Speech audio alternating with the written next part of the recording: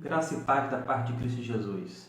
Queridos irmãos da Segunda Igreja Batista em Fragoso, nesta abertura da campanha de missões estaduais, eu quero ler juntamente com os irmãos a divisa que se encontra no versículo de número 24 do capítulo 5 do Evangelho de João. Diz assim a palavra de Deus aos nossos corações: em verdade vos digo, que quem ouve a minha palavra e crê naquele que me enviou, tem a vida eterna e não entra em juízo, mas já passou da morte para a vida. Que Deus, portanto, abençoe essa palavra lida em nossos corações. Amém. Jesus Cristo havia subido até a cidade de Jerusalém para participar de uma festa. Chegando lá, ele se deparou com um homem que há 38 anos se encontrava enfermo. Nós não sabemos qual era a doença, sabemos apenas, pelo texto lido, que isso o impedia de andar e que era de longa data. No versículo de número 8 desse mesmo capítulo, Jesus disse para aquele homem: levanta-te e toma o teu leito e anda. Algo que chama a atenção é o comando notável da parte de Cristo Jesus. Ele dá uma ordem ao homem e, ao mesmo tempo, dá a condição para o homem obedecer. E isso nos ensina uma coisa muito importante.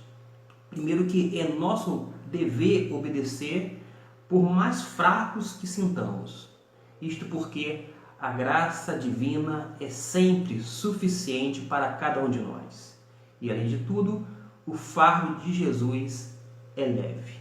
Outra coisa que nos chama a atenção se encontra no versículo seguinte, quando menciona o dia que foi efetuada a cura. Diz na parte final do verso de número 9: ora, aquele dia era sábado. No sábado, ninguém podia fazer absolutamente nada, isto é, nenhum tipo de trabalho. E o fato de carregar a maca, ou aquela cama, ou aquele colchão que aquele homem estava então carregando, e se viu de frente com alguns judeus, a maioria deles certamente líderes religiosos, fazia com que ele estivesse violando a lei de Deus, isto é, trabalhando no dia de sábado. A lei permitia que alguém carregasse a maca caso tivesse alguém sobre ela, como um doente, então algumas pessoas estariam carregando. Mas neste caso não, ele já estava curado, é verdade, e ele carregava a maca e isto, portanto, violava a lei do Senhor. Isto tem que ser entendido à luz de alguns textos, como por exemplo Jeremias capítulo 17, versículo 21 e 22, e também à luz de Neemias, capítulo 13, versículo 15 e 16. No primeiro texto mencionado, o profeta Jeremias fala que as pessoas não deviam fazer nenhum tipo de trabalho no dia de sábado. Trabalho algum deveria ser exercido. Logo, aquele homem que estava carregando a maca se enquadrava dentro desse trabalho, de acordo com a visão dos judeus. Já em Neemias, ele se deparou com homens que no dia de sábado, ao invés de adorar ao Senhor no templo, o que eles faziam? Trabalhavam no seu lagar, fazia o escoamento da mercadoria até a cidade de Jerusalém. Então, Neemias chega diante daquela situação de profanação do sábado e diz para que eles venham parar de profanar o sábado. Então, nós sabemos que aquele tipo era tido como uma violação do sábado. E as pessoas ali perguntaram àquele homem sobre o que estava acontecendo. Ele disse: olha, eu não sei quem é Jesus, quem é essa pessoa que me curou. Contou a sua história de vida, disse desconhecer o autor da cura e disse o seguinte: olha, em outras palavras, eu não tenho culpa, porque eu estou obedecendo uma ordem, a ordem dada por aquele homem que acabou de me curar. Logo, os judeus, de uma certa forma, não penalizou aquele homem, mas culpou a pessoa a qual havia efetuado a cura. Adiante, a gente vai ver no texto que Jesus encontra aquele homem curado no templo. Certamente aquele homem que passou tanto tempo sem adentrar ao templo do Senhor, ele foi para agradecer. E isto nos ensina uma coisa muito importante. Nós temos que ir à casa de Deus para manifestar nossa gratidão pela misericórdia da parte de Deus, ou seja, por algum favor alcançado. E tão somente o fato de estarmos vivos, isto é, de termos o dom da vida, já é motivo suficiente para adentrarmos a casa do Senhor. Sem falar, naturalmente, da salvação em Cristo Jesus, que é um outro dom maravilhoso concedido da parte do Pai.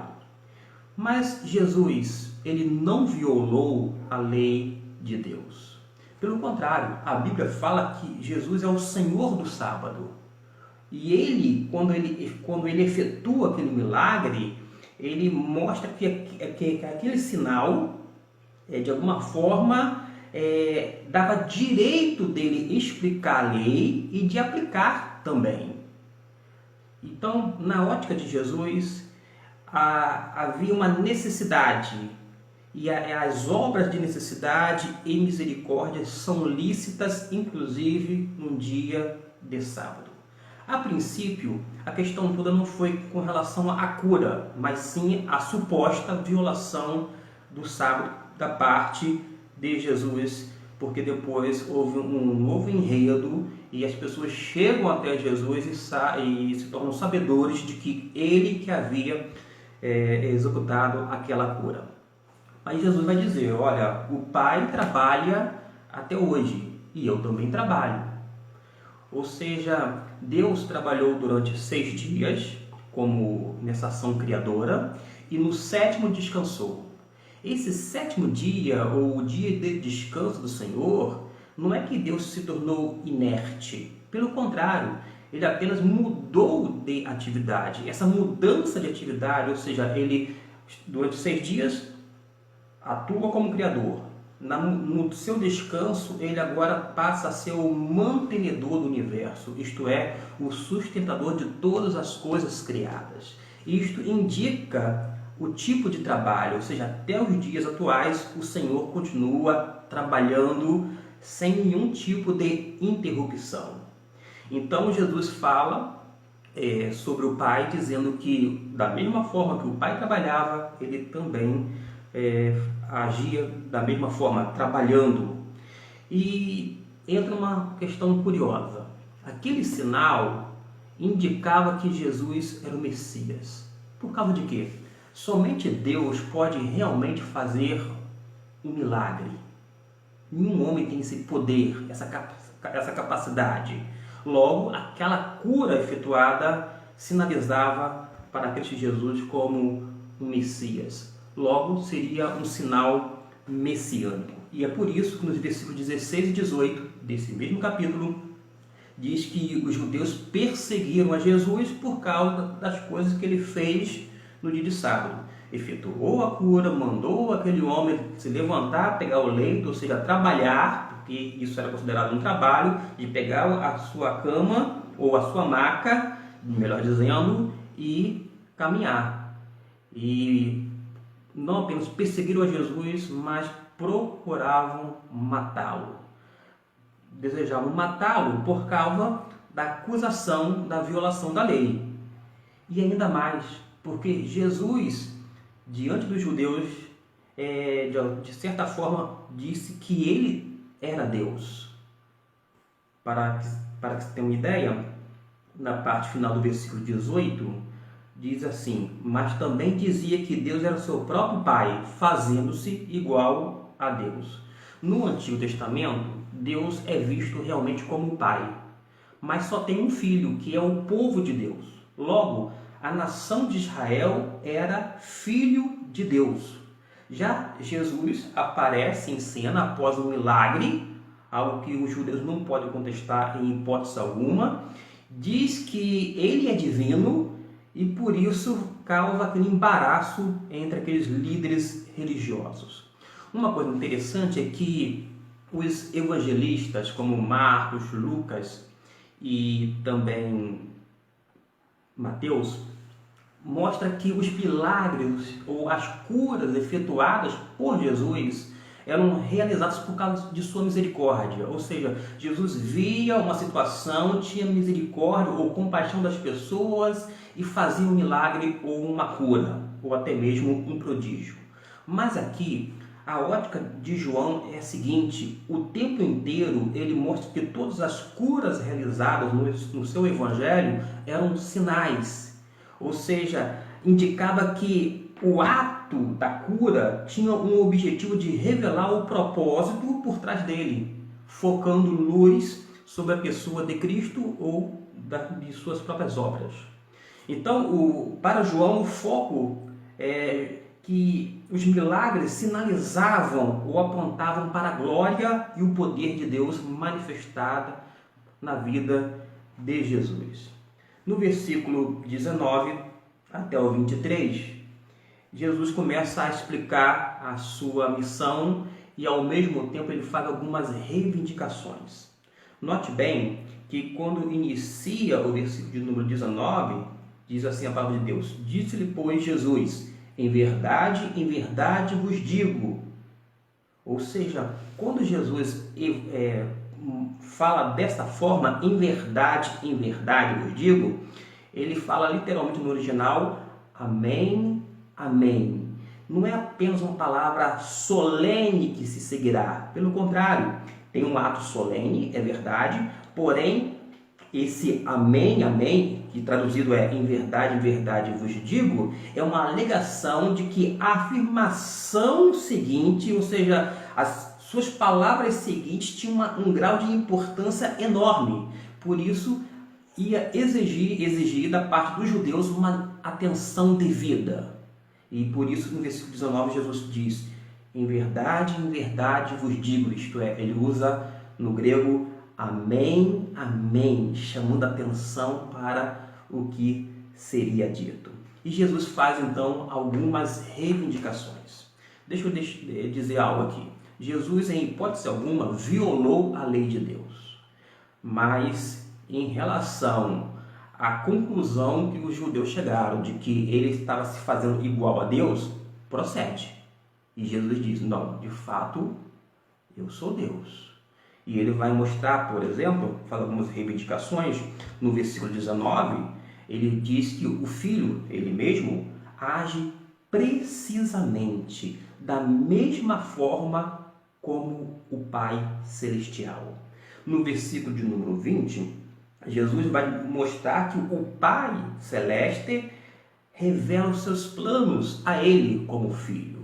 No versículo de número 21, o Filho com o Pai tem o poder de dar vida. Não apenas o Pai, mas é concedido ao Filho o poder de vivificar, tornar a viver, a dar a vida. Uma competência que no Antigo Testamento é atribuída tão somente à pessoa de Deus. E no versículo de número 22, uma outra reivindicação feita por Jesus é que ao Filho foi dada pelo Pai a autoridade para julgar. Ora, nós sabemos que Jesus é o Salvador do mundo. Ele veio com essa missão de salvar, de buscar o perdido, de salvar os pecadores.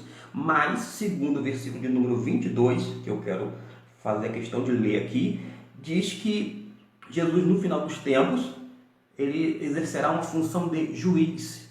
Ele vai executar juízo ou julgamento. Porque o verso 22 diz assim, porque o Pai a ninguém julga, mas deu ao Filho todo o julgamento, isto é, o juízo. Ou seja, Deus concedeu essa honra de Jesus, mesmo sendo Salvador nesse tempo e também naquele, de ser, no final dos tempos, o juiz cujos joelhos se dobrarão diante dele e de acordo, do que for sentenciado, lembrando que todas as pessoas ouvirão a voz de Jesus. Sobre isso eu vou falar um pouco mais adiante. No versículo de número 21, e 25, assim como o verso 24, mostra aqui uma ideia da ressurreição. Que tipo de ressurreição? Não é a ressurreição física, se refere à ressurreição espiritual. Ou seja, os espiritualmente mortos poderiam ouvir a voz do Filho Jesus e, portanto, nascer de novo, ser ressuscitado ou ainda ser vivificado pelo poder de Deus. Então, no versículo 21, 24 e 25, a ideia é de ressurreição espiritual. Mas no versículo 28 e 29 se refere a uma ressurreição final. De qualquer maneira, tanto na ressurreição espiritual, que é, biblicamente falando, a primeira ressurreição, quando as pessoas nascem de novo, as pessoas que estão mortas nos seus delitos e pecados, se tornam vivas, são vivificadas quando se arrependem e creem no Evangelho de Deus e na pessoa bendita de Cristo Jesus, elas são tornadas novas criaturas. E esta é a primeira ressurreição. Mas estas pessoas que estão mortas ouvem a voz de Jesus. E diz que as pessoas no final dos tempos, que serão ressuscitadas, tanto os justos quanto os injustos, também ouvirão a voz de Jesus. Ou seja, a mesma voz de Cristo Jesus será ouvida tanto no final dos tempos, na ressurreição final, para justos e injustos, quanto para essa ressurreição espiritual de maneira específica. Observe que no versículo de número 25, há uma expressão, porque até então Jesus se referiu a ele como filho e menciona a Deus como pai. Mas aqui, pela primeira vez neste capítulo, há um título que, conforme está descrito na parte B, e agora em que os mortos ouvirão a voz do Filho de Deus, e os que a ouvirem viverão. Ouvirão a voz do Filho de Deus. Esse é um título que foi aplicado quando ele fala da ressurreição espiritual, que compreende a participação da vida eterna.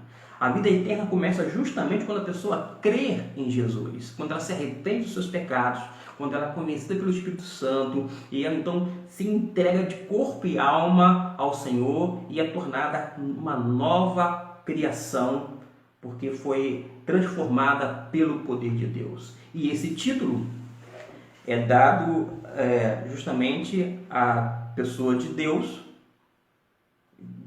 a pessoa de Jesus, indicando que Jesus é Deus. Da mesma forma que o Pai Celestial é divino, Jesus também o é. Lembram do que eu falei agora há pouco? Que no Antigo Testamento, quem era o Filho de Deus? Era o povo de Israel, a nação. E Deus era o Pai. Mas Jesus diz o seguinte: não, o Pai Celestial tem um Filho, e este Filho é Deus. Em outras palavras, eu sou Deus. Isso mostra a identidade que ele tem com Deus, porque foi estabelecida nesse texto. Em outras palavras, os judeus viam Deus na pessoa de Jesus.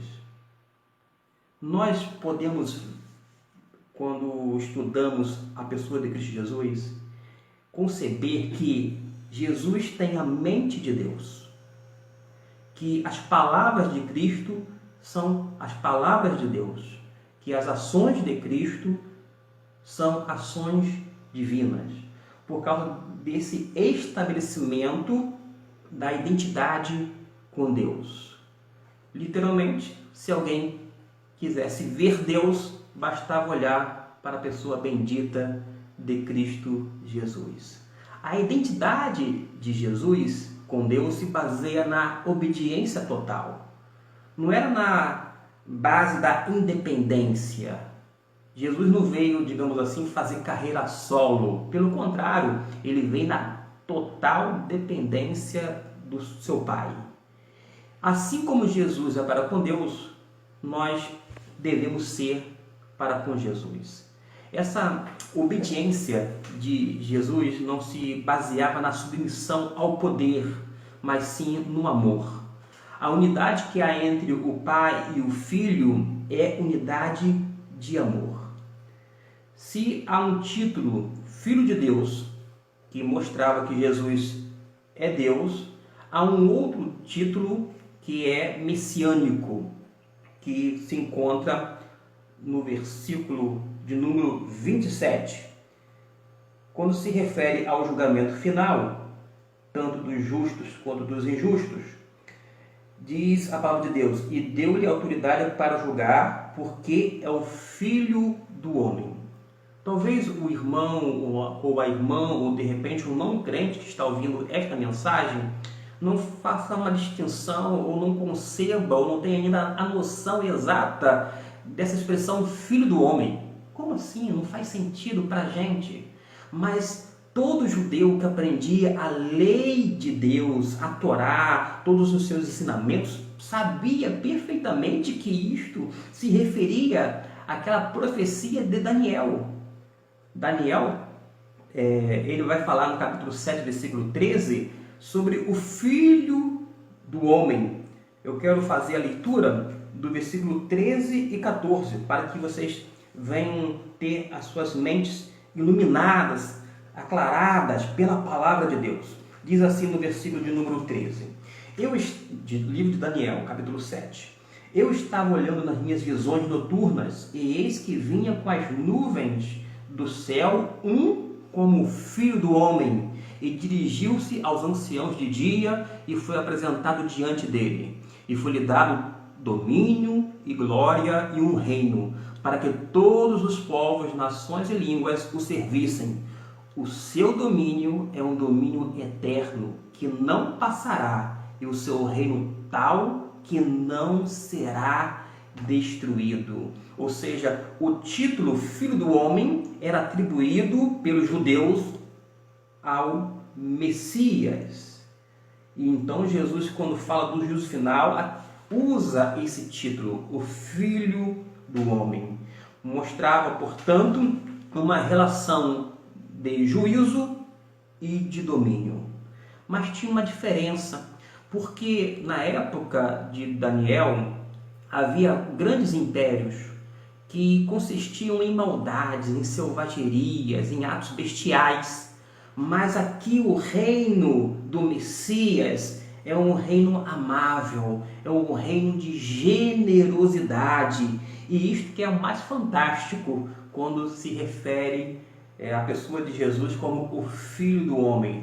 Não apenas indica a sua humanidade, porque ele se encarnou, assumiu a forma humana, porém sem pecado. É um homem experimentado, homem de dores. Ele passou sede, teve fome, ele passou por humilhações, por sofrimentos verdadeiros, legítimos. Então ele conhece perfeitamente o que nós seres humanos sentimos, as nossas angústias, as nossas dores, os nossos anseios. Ele nos conhece por experiência própria, porque ele viveu isso na sua própria carne, mas indica muito mais do que a sua humanidade. É algo que extrapola esses ditames. É algo realmente que mostra que Jesus é de fato o Messias. Por isso que Jesus é o nome e Cristo é um título que significa ungido, que é justamente o termo equivalente de Messias de acordo com o Novo Testamento. Então, aqui nós temos essa informação preciosa da parte de Jesus. Ele é Filho de Deus, isto é, ele é o próprio Deus, e ele também é o Filho do homem, mostrando que ele é o Messias prometido, o Messias escolhido por Deus. O milagre apontava que Jesus era o Messias. Então eu quero agora terminar com o versículo 24, que é justamente a divisa da nossa campanha de missões estaduais. Vou reler mais uma vez, lembrando que João capítulo 5, versículo 24 não faz menção à ressurreição final, conforme e se aplica no versículo 27 e 28, mas se refere a essa ressurreição espiritual que implica nesse novo nascimento quando a pessoa se converte a Cristo Jesus. A palavra de Deus diz novamente: em verdade vos digo. Note bem que Jesus chama a atenção com amém, amém. Quando ele diz em verdade vos digo, amém, amém, mostrando que as palavras seguintes têm grande importância e por isso as pessoas precisam atentar, escutar com o coração e conceber na mente as palavras da parte do Filho de Deus ou ainda do Filho do Homem. Quem ouve a minha palavra e crê naquele que me enviou tem a vida eterna e não entra em juízo, mas já passou da morte para a vida. O que significa, meus irmãos, ouvir a palavra de Jesus e crer no Pai que o enviou? Eu quero resumir dizendo que, em primeiro lugar, significa crer que Deus é exatamente como Jesus diz que é. Todas as vezes que Jesus se refere ao Pai, é com respeito, é com aquela vontade de fazer sempre a vontade, ou cumprir os atos determinados pelo próprio Pai.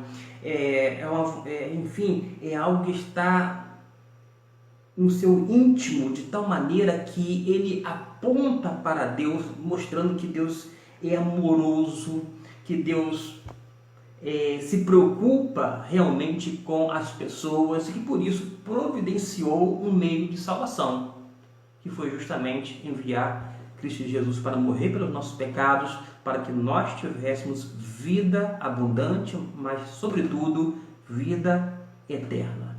Então, em primeiro lugar, significa crer que Deus é como Jesus diz que é. As palavras de Jesus são fidedignas e tudo que ele fala ou se refere ao Pai Celestial é a mais pura verdade. A segunda coisa é que significa aceitar o modo de vida que Jesus nos oferece.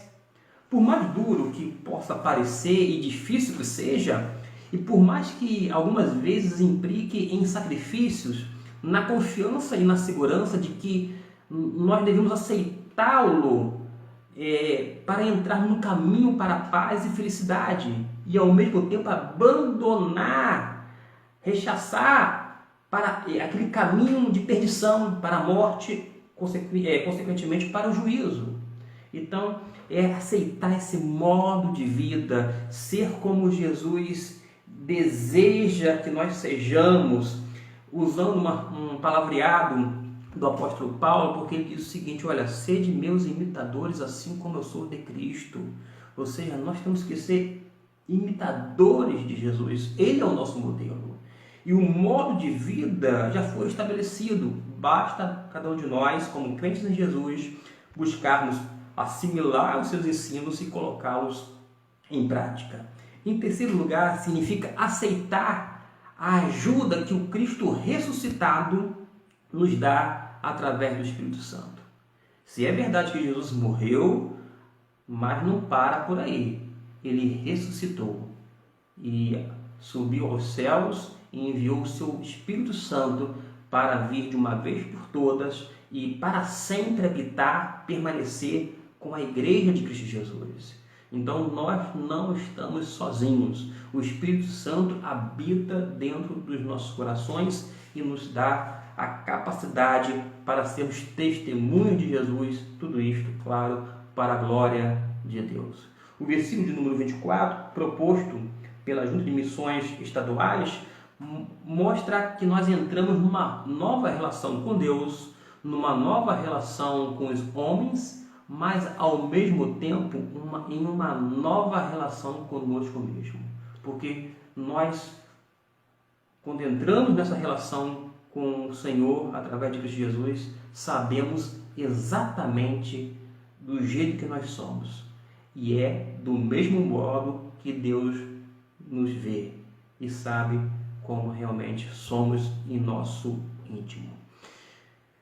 Os irmãos conhecedores já viram certamente o tema da campanha de missões estaduais para este ano.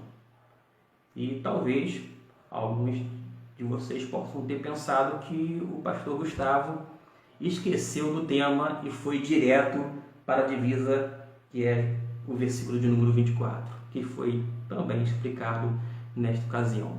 Mas foi de uma forma proposital, porque eu fiquei pensando, bom, sim, eu creio, é o tema da nossa Junta de Missões Estaduais nesta campanha. Crer em quê? Como assim?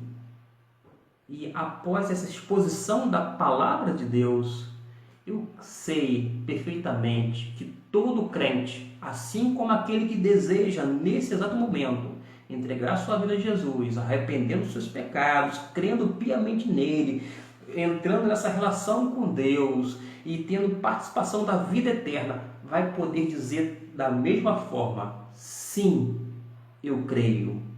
Crer na palavra de Cristo, crer que Ele é o Filho de Deus, crer que Ele é o Filho do homem, crer que de fato Jesus se preocupa com todos nós, a ponto de se deixar se entregar na cruz do Calvário, tanto pelos meus pecados quanto pelos seus pecados, ou seja, pelos nossos pecados. E isto demonstra, portanto, o amor de Deus por cada um de nós. Que nós possamos nos engajar nessa campanha de missões estaduais, para que mais pessoas em nosso estado, através dos missionários da nossa convenção, da vida de missões estaduais, possa chegar com esse evangelho de Deus, porque o evangelho é poder de Deus para todo aquele que crê. Nós cremos, sim, eu creio, sim, nós cremos, mas muitos ainda precisam ouvir do evangelho, a palavra de Cristo, para poder falar da mesma forma e com a mesma confissão e com aquela gratidão em seus corações. Que para tanto o Senhor nos abençoe e o Senhor nos use, pois certamente é não apenas a minha oração, mas a vontade do nosso Pai Celestial.